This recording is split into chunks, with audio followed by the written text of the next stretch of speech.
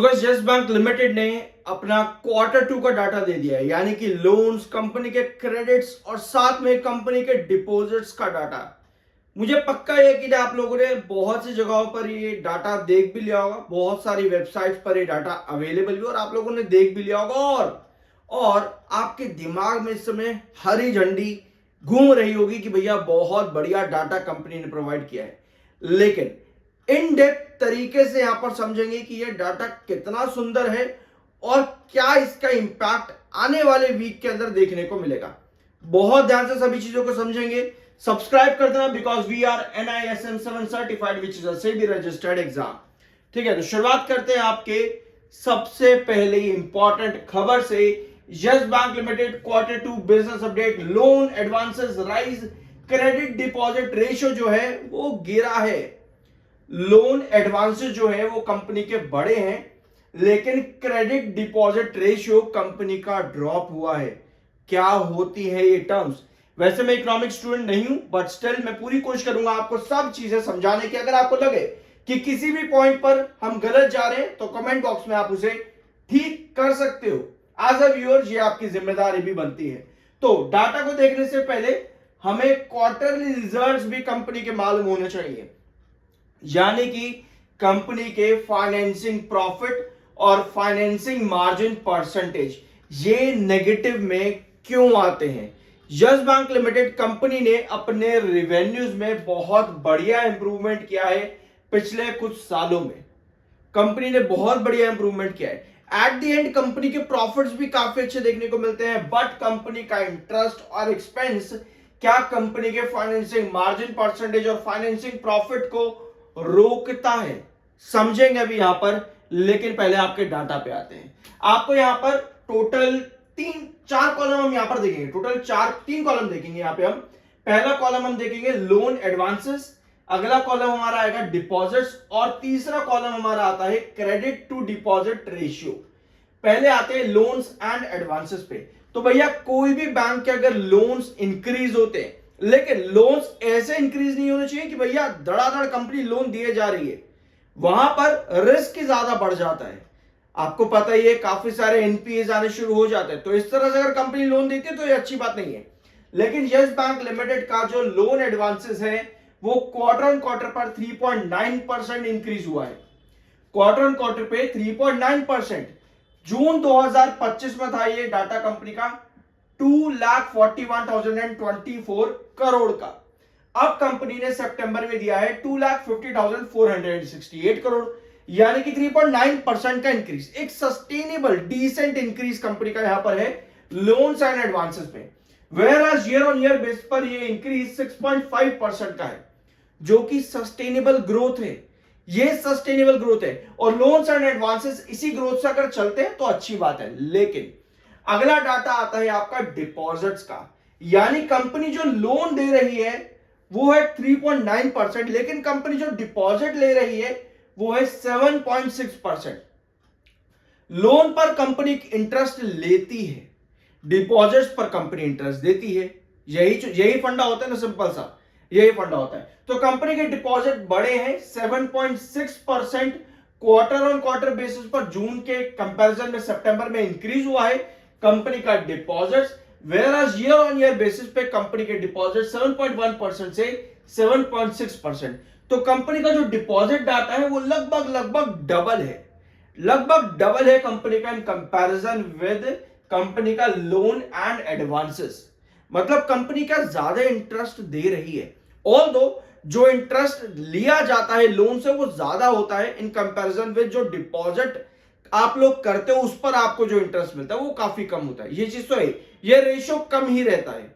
ठीक है, तो अगर ये डाटा कंपनी का लोन्स एंड एडवांसेस का परसेंटेज कम है इन कंपैरिजन विद डिपॉजिट्स, तो क्या कंपनी अच्छा काम कर रही है?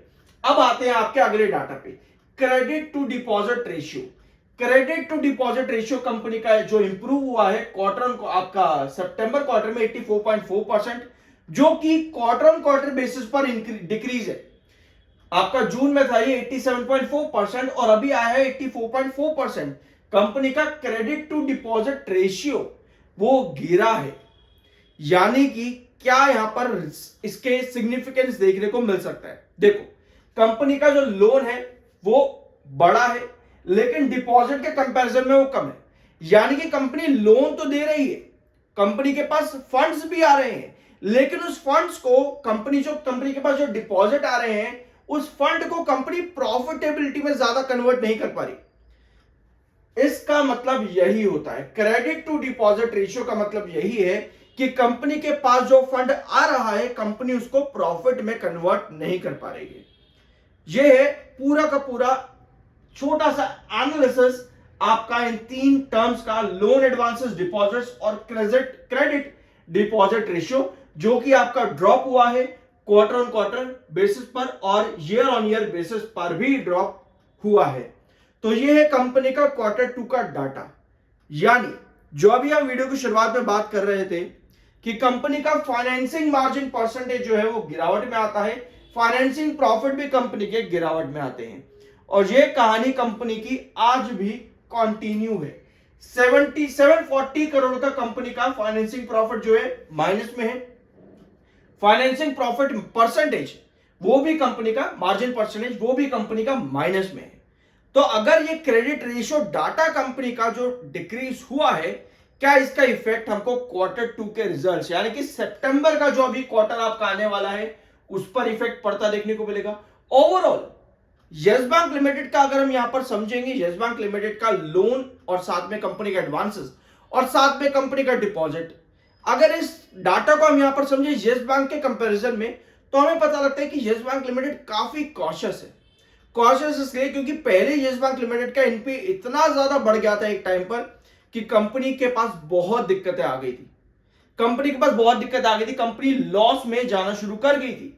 ठीक है, बट आज की डेट में कंपनी प्रॉफिट्स अच्छे ग्रोथ कर रही है। क्यों, क्या रीजन है कंपनी के प्रॉफिट्स अच्छे ग्रोथ करने का? क्या कंपनी की अदर इनकम बढ़ रही है? तो भैया यस, कंपनी की अदर इनकम बढ़ रही है। ठीक है, ओवरऑल कंपनी के फाइनेंसिंग प्रॉफिट्स नेगेटिव में स्टिल है।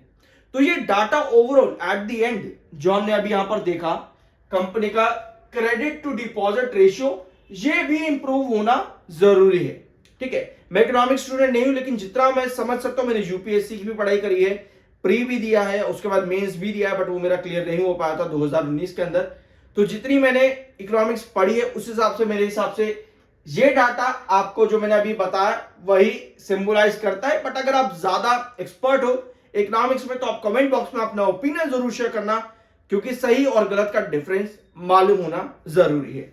ठीक है, तो ये कंडीशंस आपकी यस बैंक लिमिटेड में, ये खबरें आपकी यस बैंक लिमिटेड के अंदर आई हैं। Apart from this, last video में 4 पॉइंट पे हमने रेस्ट्रिक्शन मार्क किया था। भैया क्या रेस्ट्रिक्शन था आपका रेस्ट्रिक्शन था, यहां पे आते हैं, ये वाला ट्रेंड, ये ट्रेंड है 21.70 का, ये रेस्ट्रिक्शन मार्क किया था लास्ट वीडियो के अंदर हमने, और हमने यहां पर डिस्कस भी किया था क्लोजिंग इसके ऊपर आती है तो आपको क्या चाहिए होगा, आपको चाहिए होगा 21.70 पर बेस बनाए। अब भैया लास्ट सेशन के अंदर आपकी क्लोजिंग भी 21.70 के ऊपर हुई है और आपका बेस भी 21.70, क्योंकि लगभग जो आपका लो था वो 21.70 का ही था। यानी कि आपके पास क्या कंडीशन क्रिएट हुई, एक बार उसको यहां पर ड्रॉ करते हैं, गिव मी 1 सेकेंड।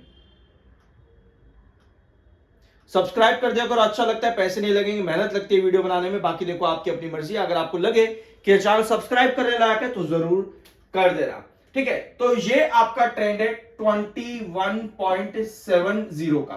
ठीक है, आपकी जो कैंडल का फॉर्मेशन आया है वो कुछ इस तरह का है,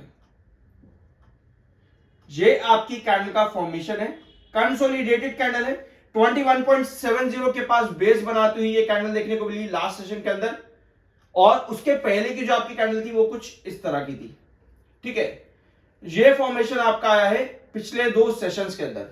हमने डिस्कस किया था कि हमें इसके रेसिप्रोकल में, मतलब आप कहो कि इसके साथ में हमको इस तरह की कैंडल नहीं चाहिए, क्योंकि अगर इस कैंडल के साथ में जो आपका परसों का सेशन था, परसों के पहले का सेशन 2 अक्टूबर के पहले का, यानी कि 1 अक्टूबर का जो सेशन था वो ये वाली कैंडल थी। हमने डिस्कस किया था कि नेक्स्ट सेशन में आपकी इस तरह की कैंडल फॉर्म होती तो आप गिरावट पर आ जाओगे। तो हमें चाहिए कुछ इस तरह की कैंडल, ताकि आप एक सस्टेनेबिलिटी क्रिएट कर सको 21.70 पे। तो अगर कमिंग सेशन आपकी सस्टेनेबिलिटी बनी रहती है 21.70 पे, तो हम जाते हैं ब्रेकआउट की तरफ। ठीक है, हम जाते हैं वहां पे ब्रेकआउट की तरफ। और यस बैंक में इस समय भी आपका ब्रेकआउट अगर हम देखें तो वो क्रिएट होना चाहिए 21.90 पे, और 21.90 के बाद में आपका रिस्ट्रिक्शन क्या आता है 22.40 का। तो ये कंडीशंस आपकी बनी है यस बैंक लिमिटेड में पिछले सेशंस के अंदर। बाय सर की कोई रिकमेंडेशन नहीं, वो आपकी अपनी मर्जी होनी चाहिए। आई होप की वीडियो आपको पसंद आएगा। मिलता अगले वीडियो में।